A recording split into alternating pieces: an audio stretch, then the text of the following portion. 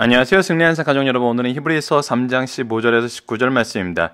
히브리서의 10번째 강조로 두 번째 권면의 세 번째 말씀, 충성된 일꾼이 되라는 제목의 말씀입니다. 승리한 삶은 말씀 중심, 예배 중심의 성경 전문 교사를 양성하기 위해서 만들어진 성경 공부 교재입니다. 승리한 삶은 2016년 10월 히브리서 1장에서 8장까지의 말씀을 함께 나누고 있습니다. 히브리서는 발행이신 박유일 목사님의 구속사로 조망한 성경 연속 강해집 히브리서를 통해서 편집이 되어 있습니다. 여러분, 앞으로 주일날 다시 한번 저희들이 전체적인 구조를 통해서 묵상할 부분을 나눌 것인데, 이 부분은 항상 주일날 업로드되는 위크스터디에 여러분들께 설명이 되어 있고, 그 위크스터디에 대한 설명의 근거로 저희들이 매주 새로운 제목의 말씀을 한 주 동안 묵상하고 있습니다. 그 내용이 이번 주에는 뭐였냐면, 신앙생활에 왜 말씀 중심이 되어야 하는가라는 제목의 말씀이었습니다. 우리가 충성된 일꾼이라는 제목의 오늘 말씀을 보지만, 이 충성된이란 말씀을 평가하는 기준, 충성되다라는데 무엇에 충성한 것이 충성된 건지를 보는 이 기준도 분명한 건 말씀이라는 것입니다. 오늘 본문 말씀을 우리가 보면서 얼마나 말씀 중심이 중요한지를 다시 한번 나누는 시간을 갖도록 하겠습니다. 두 번째 권면의 세 번째입니다. 충성된 일꾼이 되라는 것입니다. 봅시다. 15절, 성경에 일렀을 때, 어디에 일렀다고요? 성경에 일렀을 때.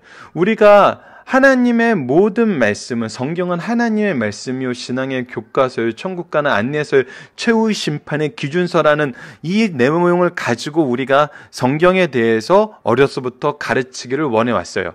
이것은 승리한산 가족 여러분들은 한 번 정도는 이 내용에 대해서 들어보셨고, 이 부분에 대해서는 저희들이 필히 따로 강좌를 만들어서 여러분들께 소개를 하도록 하겠습니다. 그래서 승리한산 박유일 목사님께 어려서부터 배우지 못했던 분들도 이 부분에 대해서 이해를 하고, 성경적으로 성경을 통해서 성경이 무엇인지를 분명히 가르치는 이 말씀에 대해서 우리가 어려서부터 가르쳐야 돼요. 그래서 바른 기준을 가지게 해야 돼요. 그래서 히브리서도 계속해서 구약의 말씀을 통해서 우리에게 얘기를 하고 있어요. 이미 우리에게 언약 선언된 말씀, 언약으로 주어주신 이 말씀을 통해서 이루고 있거든요. 그래서 성경에 일렀을 때, 오늘 너희가 그의 음성을 듣거든 격노하게 했던 것 같이 너희 마음을 완고하지 말라 하느니라. 지금 권면을 통해서 우리에게 오늘 말씀을 통해서 다시 한번 강조한 것은 마음을 완고하지 하게 말라는 거예요. 마음을 완고하게 하지 말라는 거예요.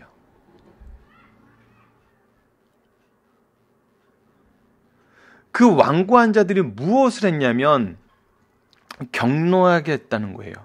듣고 격노하게 하던 자가 누구냐? 모세를 따라 애굽에서 나온 모든 사람이 아니냐? 애굽에서 나온 모든 사람이라는 말의 뜻은 무엇입니까? 하나님의 전적인 은혜, 승리, 하나님이 주시는 승리, 구원, 돌보심, 모든 것을 두 눈으로 직접 보고 온몸으로 경험하고 그것을 따르면서 기뻐했던 사람들이라는 거예요. 분명한 것은 이들이 믿고 따르며 기뻐했던 자들이라는 것입니다. 근데 이런 자들이 어떻게 됐어요? 격노하게 하던 자들이 됐어요. 왜? 그들의 마음의 완고함 때문에. 이들은 또 어떤 모습이 나타나요? 또 하나님이 40년 동안 누구에게 노하셨느냐? 하나님께서 노하셨어요. 왜 노하셨어요? 그들의 시차가 광야에 엎드려진 범죄한 자들이기 때문이에요. 범죄한 자들의 특징이 뭐였어요? 그들의 시차가 광야에 엎드려졌어요. 하나님의 심판의 대상이 됐어요. 하나님의 능력을 경험하고, 하나님의 승리케 하심을 경험하고, 하나님의 구원케 하심을 경험하고, 하나님의 돌보심과 사랑 안에서 하나님을 직접 경험했던 그들이 결국은 하나님을 노하게 했어요. 뭐함으로? 범죄함으로. 그들의 마음이 완고하였고 범죄하였고, 그 다음에 어떻게 됐어요? 또 하나님이 누구에게 맹세하게 하사 그를 안식에 들어오지 못하리라 하셨느니라. 곧 순종하지 아니하는 자들에게가 아니냐. 이들은 어떤 사람이었냐면 순종하지 아니하던 자들이었어요. 그래서 어떻게 됐어요? 안식에 들어가지 못하게 됐어요. 결국 그들은 뭐한 거예요? 믿지 아니한 거예요. 그래서 들어가지 못했어요.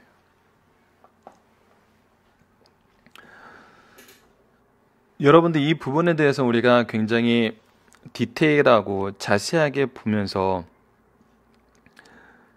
이 내용의 의미를 잘 보셔야 됩니다. 하나님께서 모세 같은 경우는 하나님의 뜻이 있으셨어요. 구속사의 뜻이 있으셨어요. 그래서 그가 가나안에 들어가지 않았어요. 못했어요. 하나님이 허락하지 않으셨어요. 하나님이 주권적 뜻에 의해서 허락하지 않은 것과 그들의 마음의 완고함과 범죄와 믿지 아니함으로 인해서 심판을 받았던 것은 우리가 분명히 구분할 줄 알아야 돼요. 이것을 막 구분 안 하고 혼동해서 그냥 한 대 묶어서 생각하는 사람들이 있어요. 이건 성경을 보지 않은 사람들이에요. 사건에 대해서 정리만 하는 거예요. 그냥 성경을 문자적인 데이터화 시키는 거예요. 그 데이터화 시키면서 뭐예요? 그 데이터를 일반화 시키는 실수를 하는 거예요. 이것은 현대 학문적인 분야에서 틀린 걸 얘기를 해요. 근데 정말 무법한 자들이, 성경을 모르는 자들이 그것을 정말 일반화시키는 데이터로 우리에게 반론을 제기하면서 말도 안 되는 얘기를 하거든요. 오늘 분명한 것은 뭐냐면 들어가지 못했던 자들 중에 어떤 자들이 있었냐면 하나님의 심판의 대상이 되었던 자들이 있다는 거예요. 그 심판의 대상이 되었던 자들이 심판받은 이유는 뭐냐면 그들의 마음이 완고하였고 범죄한 자들이었고 결국 믿지 아니한 자들이란 거예요. 어제 말씀하고 연결해서 바로 죄인들이란 거예요. 자, 그러면 또 이거에 대해서 또 이렇게 반문하는 사람이 있어요. 우리 다 죄인이잖아. 다 죄인이잖아. 자, 여기서 말하는 죄는 뭔가요? 여기서 말하는 죄는 뭐예요? 하나님을 경록케 한 거예요. 하나님을 노하게 한 거예요. 하나님의 심판의 대상인 맹세해서 심판의 대상으로 만든 자들이에요. 어떤 자들이었어요? 어떤 자들이었어요? 구원을 거부한 자들이었어요. 배역한 자들이었어요. 하나님의 구원의 역사를 거부하고 이것보다는 죄악 세상의 노예가 되는 것을 더 원한 사람이에요. 그래서 이스라엘 민족이 광야에서 뭐라고 해요? 우리가 이럴 바에는 애굽에서 죽는 것이 나을 뻔했다는 거예요. 애굽으로 돌아가자는 거예요.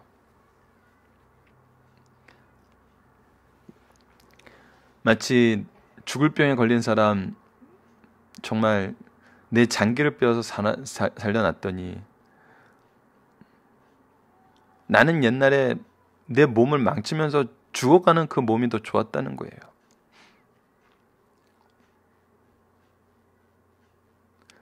정말 여러분들 말씀을 통해서 이것이 얼마나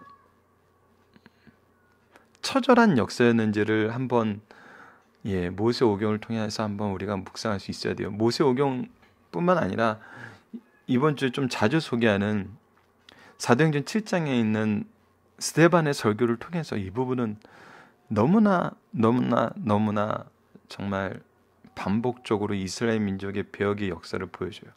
여러분들, 그런데 이 배역의 역사를 보고 우리가 또 잘못 해석하면 안 돼요. 이 모습이 지금 우리에게 있다는 거예요. 우리에게 있다는 거예요. 하나님의 구원의 역사가 우리의 삶 속에 얼마나 정말 중요한 위치를 차지하는 거냐는 거예요. 어제 우리가 말씀을 나눴던 것처럼 구속사가 우리의 삶의 최우선이 되는 거예요.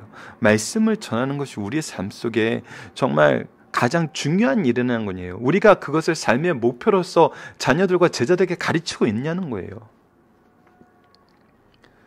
예수 그리스도의 구원의 이 완성을 우리가 과연 얼마나 중요하게 생각하고 있냐는 거예요. 이것을 얼마나 의지하고 있냐는 거예요. 이것을 오히려 거친 것으로 생각하고 있지 않냐는 거예요. 우리에게 이러한 완고한 마음이 없냐는 거예요. 우리에게 이러한 범죄가 없냐는 거예요. 우리에게 이러한 믿지 않음이 없냐는 거예요.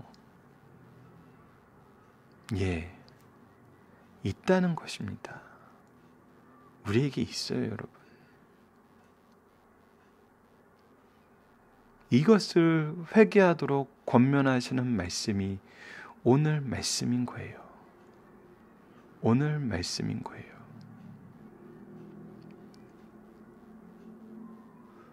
우리도 이럴진데 정말 더 이상 교회와 말씀을 가까이 할 수 없는 환경에서 자라는 우리 자녀들, 제자들은 얼마나 더 이 유혹에 빠지겠어요. 이 유혹에 빠지지 않게 말씀을 가르쳐야 된다는 거예요. 이것은 너무나 중요한 일이고 너무나 무서운 일이라는 겁니다. 이것이 반복되고 있다는 걸 우리가 조금만 주의 깊게 우리 주위를, 우리 자신을, 우리 교회를, 우리 가정을, 우리 사회를 둘러보면은 보여요. 너무나 잘 보이고 너무 쉽게 보여서 무섭고 두려울 뿐이지 이것을 발견하지 않을 수는 없어요. 근데 여기에서 우리가 한 걸음 더 나아가서 무엇을 보게 되냐면 하나님의 은혜를 발견하게 된다는 것입니다. 우리가 이것을 깨닫게 하시는 오늘 본문과 같은 하나님 말씀의 권면이 있었어요. 이 권면만 읽고 끝나는 게 아니에요. 성경에서는 여기서 벗어날 방법을 가르쳐주는 많은 말씀들이 우리에게 소개되고 있어요. 여러분, 그러면 우리는 어떻게 해야 될까요? 어떻게 해야 될까요? 그 부분을 생각하면서 오늘 쭉 말씀을 본 다음에 적용하기 위해서 한번 나눠보도록 하겠습니다. 자, 본문 묵상하기입니다. 무엇이 하나님을 경노하게 되는 원인이 되었나요? 15, 17, 18 조금 전에 나눴던 부분입니다. 완고한 거였어요. 그들이 범죄한 거였어요. 그들이 믿지 아니하는 거였어요. 예. 순종하지 않는 자들이었어요. 하나님을 경노하게 하는 자들은 어떠한 사람인가요? 예, 모세를 따라 애굽에서 나온 모든 사람이었어요. 경험한 사람들이었어요. 기뻐했던 자들이었어요. 찬양했던 사람들이었어요. 감사했던 사람들이었어요. 그런데 그들의 완고함이, 범죄함이, 순종치 않음이 예, 하나님을 경노하게 했어요. 하나님으로 인해서 맹세하여 징계하게 하셨어요. 믿지 아니하는 자들의 결과는 무엇이었습니까? 예, 들어가지 못하는 거였어요. 자, 중심 사상 하나씩 보도록 하겠습니다. 하나님을 경노케 하는 일을 삼가자 성령께서 히브리서 저자를 통해서 분명히 밝히신다. 예굽에서 구원받은 자들, 죄악 세상에서 노예 생활을 하다가 큰 구원의 역사로 자유하게 되지 않았는가? 얼마나 큰 은혜인가. 이 일은 어떤 특정 국가 안에서 결코 일어날 수 없는 하나님의 초자연적인 역사였어요. 예, 하나님이 아니면은 할 수 없었고 하나님이 하신다라는 확실한 증거 속에서 나타난 일이었어요. 경험된 역사적 사실이었어요. 출애굽기를 통해서 예굽에 내려진 10가지 재앙과 홍해를 육지같이 통과한 사건을 보여줘 놓았어요. 여호와께서 참으로 세상 나라를 다스리는 분이심을 알게 하셨어요. 하나님께서 그들과 함께하는 증거가 광야 40년 동안 단 하루도, 한 시간도, 단 1분도 떠나지 않았었어요. 그것이 뭐였습니까? 예, 구름기둥과 불구기둥이었어요.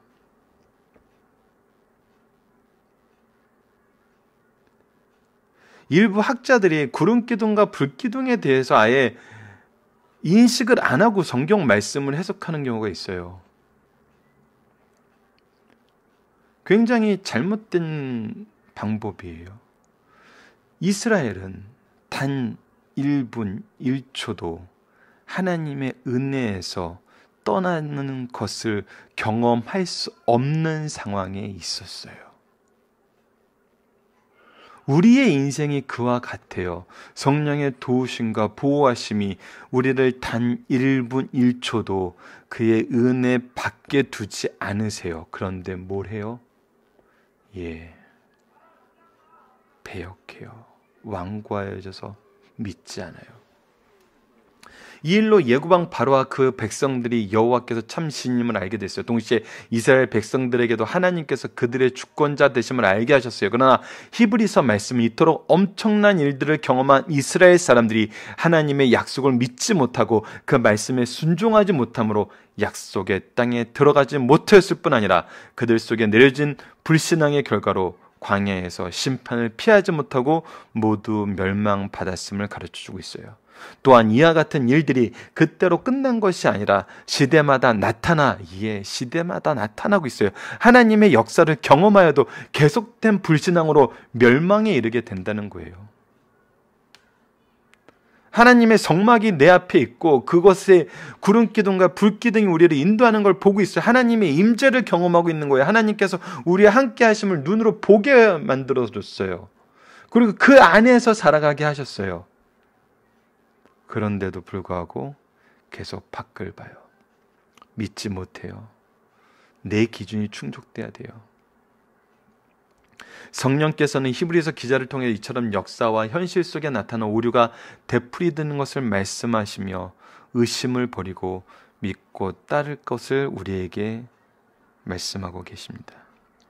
이 일이 현대에도 일어나고 있다는 거예요. 우리 속에도 일어나고 있어요. 우리가 이 말씀을 통해서 이것을 깨달았다면 속히 회개해야 되는 것입니다. 하나님께서 누구에게 진노하시는지 주의하라는 거예요. 우리는 광야 40년간 하나님의 말씀에 불순종하고 언약을 믿지 못한 자들, 하나님의 노하심으로 20세 이상 된 자들 중에 여호수아와 갈렙을 제하고는 다 죽었어요. 이 말씀은 왜 히브리서에서 강조하고 있습니까? 그들의 멸망의 역사가 성경에 기록된 이유는 오늘도 하나님의 말씀을 무수히 듣고 과거 하나님께서 행하신 역사를 충분히 보고도 약속을 믿지 못하고 하나님의 말씀에 순종치 않는 자들이 있기 때문이에요. 또한 이러한 자들에게 하나님의 심판이 반드시 있을 것을 경고하기 위해서예요. 지금 말씀을 순종하고 약속을 믿으라고 계속적으로 강조하고 계십니다. 권면하고 계세요. 우리에게는 이스라엘 민족보다 더 큰 은혜의 경험이 없나요? 여러분들, 예수님이 이 땅에 오셨어요. 그것을 우리는 보고 알고 증명된 것을 통해서 믿고 있어요. 예수님이 어떤 의미인지, 우리보다 더 놀라운 이해력을 가진 사람들은 인류 역사상 없었어요. 없었어요. 예수님이 누구신지, 예수님이 어떻게 이 땅에 오셨는지, 어떻게 구원을 이루셨는지, 어떻게 이 구원이 우리에게 적용되고 있는지, 인류 역사상 지금 현재를 사는 우리보다 이것에 더 깊은 이해를 가질 수 있는 환경 속에서 산 사람들은 없어요. 우리 이후 세대는 어때요? 우리보다 더 확실한 내용을 통해서 배우고 경험하면서 자라요.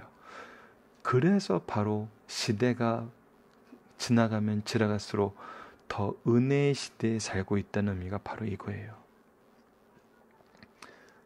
근데 세상을 통해서 요한계시록에 기록된 말씀을 통해서 우리는 또 무엇을 예상할 수 있어요? 더욱더 배교가 커지고 강해지고 심해진다는 걸 알 수 있어요. 도대체 이런 이반적인 이율 배반적인 사건을, 이런 현상을 우리가 어떻게 감당할 수 있을까요? 은혜는 더욱 커지고 예수 그리스도에 대한 지식의 풍요로움과 은혜의 풍요로움과 역사의 풍요로움을 점점 더 깊게 경험하고 더 넓게 경험하고 더 풍성하게 경험하는 시대일수록 죄가 더 심해지고 배교가 더 심해져요. 우리가 어떻게 이걸 감당할 수 있을까요? 이 이율 배반적인 모순적인 이 상황을 우리가 어떻게 이겨나갈 수 있을까요, 여러분?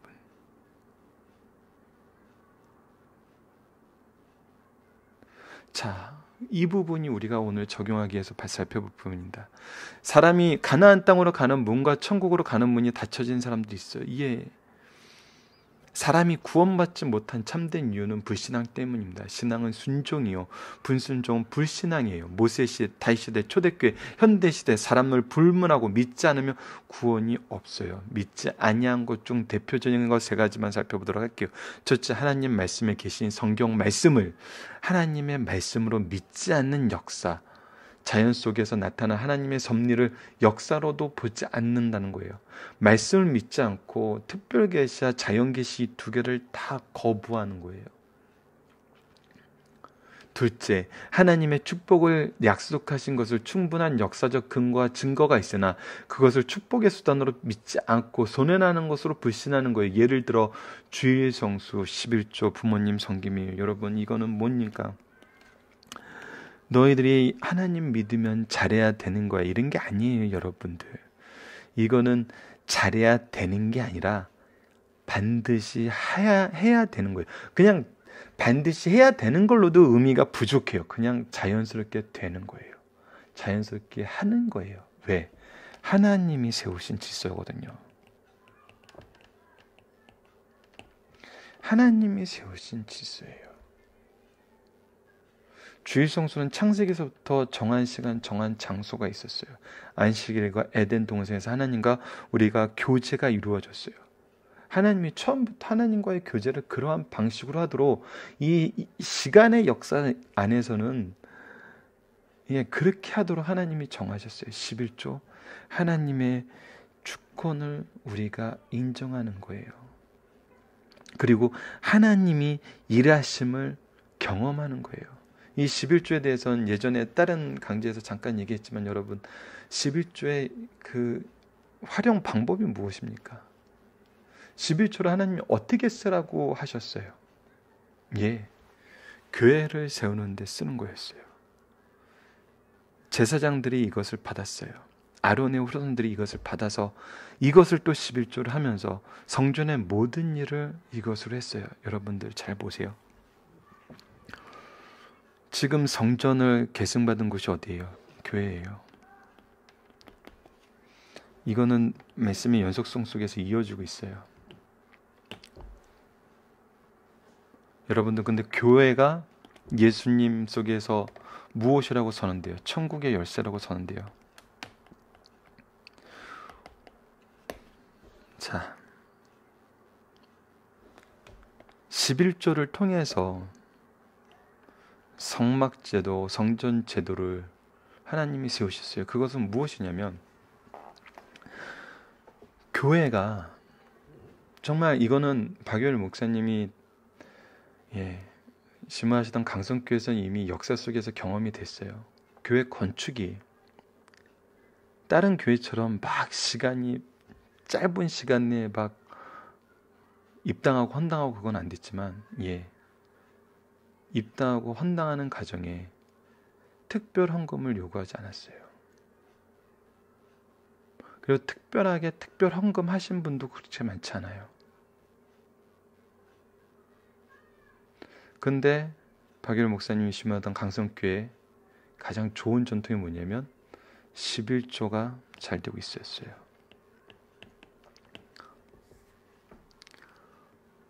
11조만 잘 해도 교회는 물질적으로 부족하지 않아요.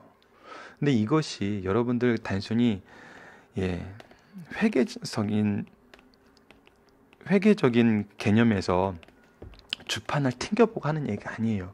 이것은 무슨 얘기냐면 하나님께서 당신의 교회를, 당신의 성전을 이끄시는데 어떻게 이끄시냐면 그 하나님의 성전에 소속된 백성들, 성도들을 통해서 이 일을 이루세요. 우리의 수고를 쓰세요. 근데 우리의 수고 중에 어느 정도만 쓰지냐면 10분의 1만 쓰세요. 이것이 대표적인 거예요. 여러 가지 감사점은 있지만 정말 기본적으로 하나님께서 정해놓은 시간 10분의 1이에요. 근데 이것으로 무엇이 되냐면 하나님의 전에 운영이 다 돼요. 가난한 사람 구제도 돼요. 이거는 구약적에서도 계속 있었어요. 물론 이 가난한 사람 구제를 거룩한 백성이 선한 공동체 안에서 해결하라 했지만 교회 내에서도 일부 됐어요. 근데 이제 성전 내에서도 일부 됐어요. 근데 교회의 기능으로 넘어가서는 이것이 교회로 가서는 교회가 이것을 감당한 것이 사도행전 처음 부분에 나와요. 구제하는 일을 어떻게 감당했는지를 보여주고 있어요. 이것이 교회가 여러분 교회사를 보면은 여러분들 막 이상하게 정치적인 막 이런 교황과 막 왕과 이 왕권적인 거 막 이런 것만 보지 마세요. 이상하게 그런 것만 보는 사람도 있어요. 교회를 통해서 하나님이 이 사회를 어떻게 바꾸셨나 한번 보세요. 교회를 통해서 학교를 최초에 정말 종합병원을 세우셨어요. 고아원을 세웠어요. 종합병원이란 건 어떤 의미냐면 병상이 있는 병원이에요. 그러니까 병원에서 풀케어를 해주는 거예요. 아픈 사람을. 그런 최초의 병원이 바로 교회를 통해서 세워졌어요. 그리고 학교가 교회를 통해서 세워졌어요. 이 얘기는 뭐냐면 여러분 11조에 대한 말라기서의 말씀은 하나님의 축복의 통로예요. 하나님이 일하시는 통로예요. 이 얘기는 뭐냐면 우리에게 물질적인 축복을 어떻게 주시냐면 바로 하나님의 일을 하는데 하나님의 역사를 보여주는 거예요. 사회적으로 이런 문제를 해결하려면 지금 현대 복지국가 사회에서는 50%에 육박하는 50% 이상의 세금을 걷어가요. 그래서 복지가 잘된 나라를 만들었어요. 근데 하나님이 교회를 통해서 이걸 할 때는 11조로 이루신다는 거예요. 11조로. 공식적으로 선언하신 거예요. 물론 11조를 잘하는 사람들은 내 모든 것이 하나님 것을 알고 내 모든 물질 하나님 영광을 위해 써요. 근데 하나님이 시험해 보라 그랬어요. 하나님께서 어떻게 축복하시는지를 보여주신다는 거예요. 너희들이 날 위해 10분의 1만 써도 내가 이것으로 이 교회를 어떻게 세우는지 보여주신다는 거예요. 이 교회를 통해서 얼마나 놀라운 일을 할 수 있는지 보여주시겠다는 거예요.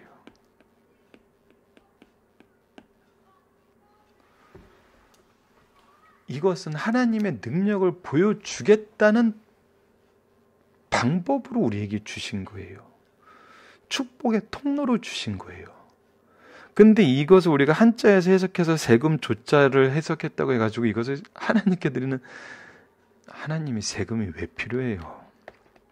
필요 없습니다, 여러분. 하나님이 우리에게 주신 축복의 통로예요. 이 11조를 천박하게 만들지 마세요.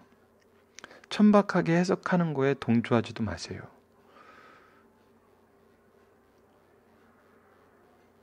정말 엄청난 축복의 통로예요. 어려서부터 자녀들이 이걸 봐야 돼요. 이것을 여러분들 그래서 이것을 바로 보는 방법은 뭐냐면 바로 나와 교회와 하나님의 역사를 11조로 묶어서 볼 수 있어야 돼요. 11조를 가장 잘못 가르치는 것 중에 하나가 뭐냐면 11조를 하면 복 받아 이렇게 가르치면은 잘못 가르치는 거예요. 내가 하나님께 드린 이 11조를 통해서 하나님이 이 교회를 어떻게 이끄시는지를 봐야 돼요. 이게 놀라운 거거든요. 이게. 그리고 이 일을 하는데 11조를 바로 하는 나를 어떻게 쓰시는지를 보는 거예요. 이거를 안 가르치고 너 축복받으려면 11조 해야 돼 이렇게 가르치면은 안 보여요. 전혀 안 보여요. 볼 수가 없어요. 이것은 11조를 잘못 가르치는 거예요. 11조를 왜 하게 하셨는지를 보면은 성전과 교회를 안 보고 어떻게 11조를 가르쳐요? 안 돼요. 교회를 통해서, 교회를 위해서 나를 어떻게 쓰시는지를 보는 거예요. 이거를 우리가 좀 기억하면서 잘 가르쳐 봅시다. 그리고 부모 섬김 약속이 분명해요. 이 땅에서 잘 되고 장수해요. 이거는 하나님이 세우신 질서라는 거예요. 그냥 그런 거예요. 그런 걸로 가르쳐야 돼요. 바로 가르쳐야 돼요. 자, 셋째, 믿음의 순종을 요구하시는 하나님의 권위와 능력이 있는데도 그것을 믿으려 들지 않고 눈에 보이는 죄악의 능력이나 자연력을 하나님 능력보다 더 믿게 된다. 나아가 하나님께 적의를 품고 결국 하나님을 원망하고 떠나게 된다는 것입니다. 여러분, 이제 조금 전에 11조 얘기로 좀 내용이 길었는데 오늘 우리가 본격적으로 나눌 부분은 바로 이 부분입니다. 다음 질문에 답해 봅시다. 성경이 하나님의 말씀을 믿습니까?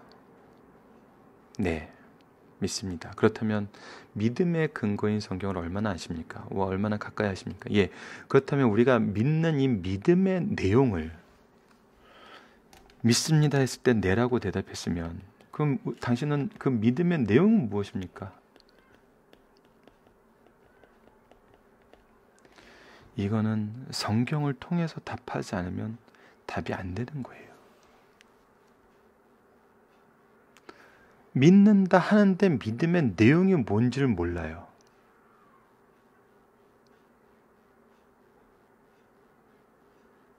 이것이 지금 우리로 하여금 현대사회의 모순에서 벗어나지 못하게 하는 이유예요.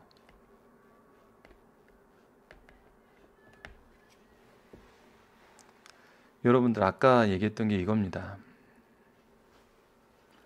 하나님의 말씀의 은혜가 가장 풍성한 시대에 살고 있어요. 앞으로 시대가 가면 갈수록 이거는 더 갱신할 거예요. 왜?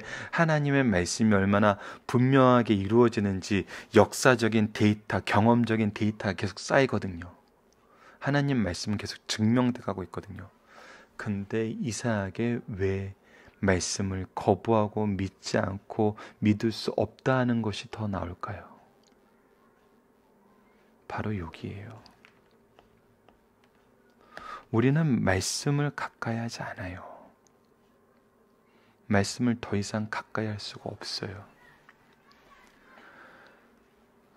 예, 저는 동영상 강좌가 깁니다. 짧게 해야 돼요. 동영상 강좌는 30분 넘으면 안 돼요. 오늘도 근데 30분을 넘었네요. 30분 넘으면 사람들이 더 이상 듣지 않아요. 심지어는 설교는 20분 넘으면 안 된다고 얘기하는 분도 있어요. 전 솔직히 미치겠습니다. 예전에 이런 일이 있었어요. 강성교회 분들은 아실 거예요. 교회에서 영어 성경을 가르치기로 했어요. 영어로 성경을 가르치기로 했어요. 처음에 오셨던 분이 굉장히 자신감 있게 영어 학원 다 끊어도 교회에서 가르치는 영어로 애들이 충분히 실력 키울 수 있습니다라고 얘기했어요. 경험해 보셨던 분은 아실 거예요. 6개월 만에 성적 다 떨어졌어요. 근데 왜 그런지 아세요? 분명한 건 노력하게란 거예요. 노력. 우리의 중심이라는 거예요. 그 당시 교회에서 영어 성경 가르치는 거 일주일에 2번이 있어요. 시간상으로는 3시간에서 4시간이에요. 근데 요즘 애들 영어학원 어떻게 다녀요? 매일 다녀요. 하루에 1시간씩 해도 5시간 이상이에요. 1시간 더 하는 애들 많아요. 보통 일주일에 10시간 이상 사교육 받는 애들 많아요. 여러분들 3, 4시간 공부하는 애하고 10시간 공부하는 애하고 누가 더 잘하겠어요?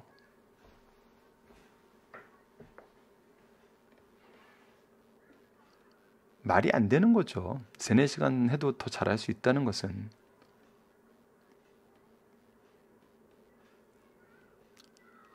여러분, 성경 말씀이 중심이 돼야 되고 성경 믿음의 근거인 성경을 알아야 되는데 설교 20분으로 될까요? 공학 공부 일주일에 15분, 설교 20분에 공학 공부 15분, 35분으로 애들이 성경 말씀을 얼마나 배울 수 있을까요? 이거는 성경을 가르치지 않겠다는 거 아닌가요?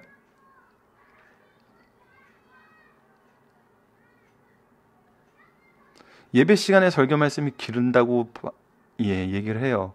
그러면서 말씀 모임은 한 번도 안 나타나요. 우리가 그걸 받아들여야 될까요?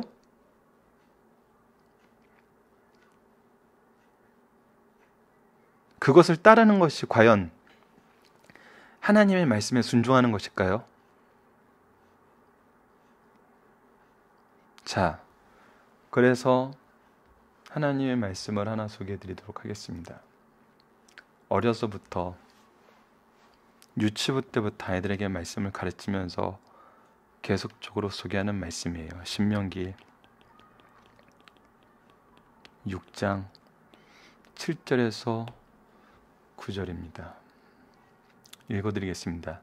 내 자녀에게 부르짖으니 가르치며 집에 앉았을 때든지 길을 갈 때든지 누워있을 때든지 일어날 때든지 이 말씀을 강론할 것이며 너는 또 그것을 내 손목에 메어 기호를 삼으며 내 미간에 붙여 표로 삼고 또 내 집 문설주와 바깥문에 기록할지니라. 하나님께서 말씀을 주시고 말씀을 어떻게 가르쳐야 되는지 이미 모세오경인 신명기를 통해서 선언하셨어요. 앉으나 서나 안에 있으나 나가나 그들과 함께 얘기할 수 있는 그 순간이라면 언제든지 말씀을 가르치고 우리가 말씀을 가르치는 걸로 끝나는 것이 아니라 손목에 메고 미간에 붙이고 문설주 바깥쪽과 안쪽에 기록해서 언제든지 말씀을 보게 해야 된다는 거예요. 말씀은 그렇게 가르치라고 주신 거예요.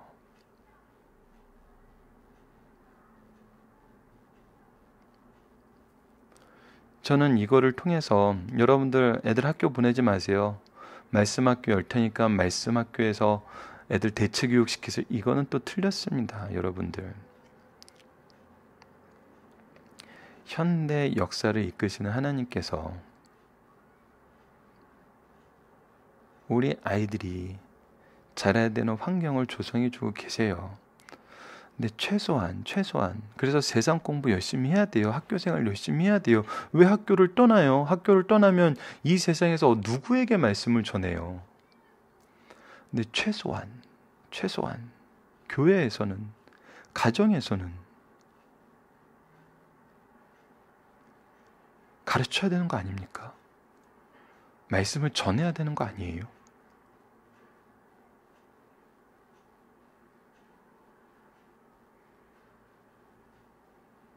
승리한상 가족 여러분, 제발 교육자들한테 설교 길다는 얘기 하지 마세요.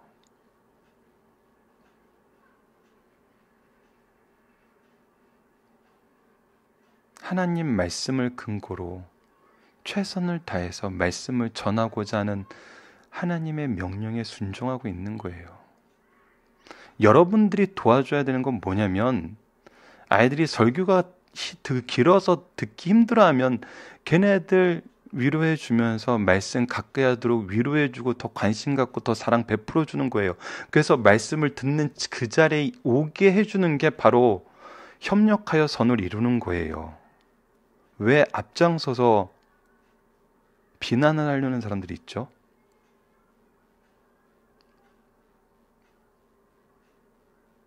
그것이 과연 협력하여 선을 이루는 것일까요?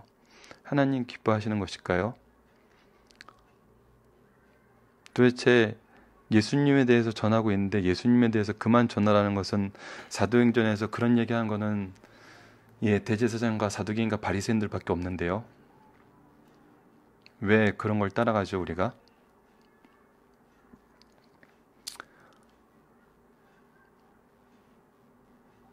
여러분이 적용하기는 우리에게 굉장히 중요한 부분에 대한 질문을 던지는 것일 수도 있습니다. 자, 두 번째 질문입니다. 하나님이 당신을 축복하심을 믿습니까? 그 축복의 통로인 주의성수 11조 부모 섬김에 순종하십니까? 조금 전에 11조에 대해서 강하게 얘기했지만 주의성수와 부모 섬김과 11조가 축복의 통로인 걸 알고 계시나요? 믿고 계시나요? 자, 이것은 무엇으로 이어지냐면 하나님의 권위와 능력을 믿고 순종하고 계십니까? 하지만 세상의 통치 속에서 방황하고 있지 않으시나요? 성도들은 방황하는 존재입니다. 세상의 악에게 쓰러지고 와서 그 유혹과 그들의 억압에 패배하고 와서 교회에서 자기 가슴을 치면서 회개하며 슬퍼하며 자기의 연약함을 고백하는 존재가 현대의 성도들인 걸 알아요. 압니다. 저도 그러한 상황이 있고 저도 그러한 것을 경험하고 있어요. 근데 이러한 간극을 우리는 어떻게 이겨낼 수 있나요? 본문을 통해서 생각을 해봅시다. 본문을 통해서 생각해 보자고요. 오늘 본문이 이 두 번째 권면이 우리에게 얘기하는 건 뭐예요? 하나님 말씀이에요. 하나님의 통치예요. 그리고 하나님과 같은 목표예요. 여러분들, 우리가 하나님과 같은 목표를 가지고 있지 않으면, 우리가 하나님의 말씀의 선포라는 이 목표가 우리의 목표로 동일하지 않으면 우리는 이 간극 속에서 방황하게 돼요. 방황하게 됩니다. 절대 벗어날 수 없어요. 그런데 빛 대신 하나님께서 인도하는 그 길을 우리의 길로 알고 하나님과 함께하면은 승리하는 삶을 살게 하신다니까요.